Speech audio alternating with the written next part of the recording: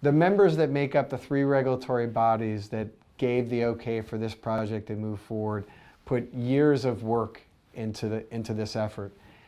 And also the court system that oversaw those decisions and determined that they were just.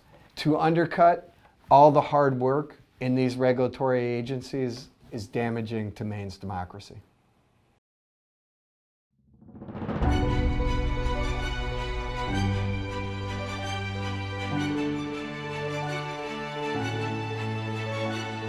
I'm Thorn Dickinson. I am excited about sharing with you authentic conversations from Mainers throughout the state about the value this project delivers.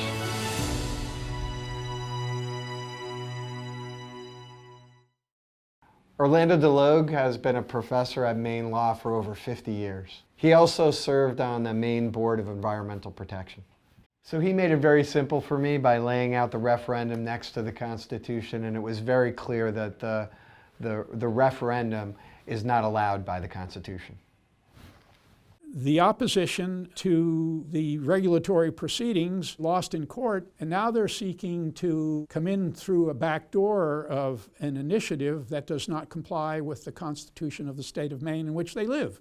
Well, it's clearly not a referendum that wants to repeal something that's already been adopted by the legislature. It's clearly not a piece of legislation. It's not addressed to the legislature. It purports to reverse a decision of the PUC that isn't even mentioned as a possible authorization under the Constitution of Maine. And in this, I said, it seems facially defective.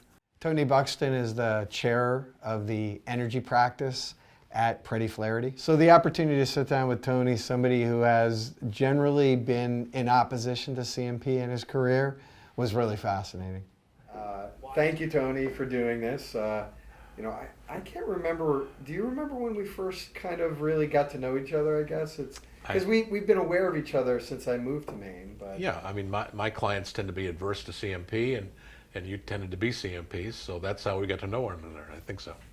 Tony's really a crusader in the energy field, not only about lowering rates, but also in protecting the environment.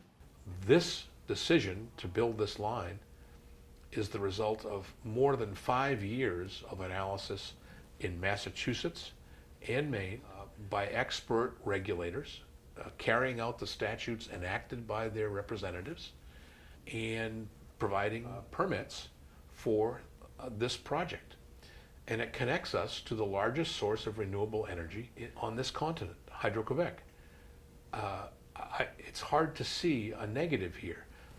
I hope that Orlando would be willing to come in and interview with me, because I felt that he could really distill this complicated issue down to something very simple.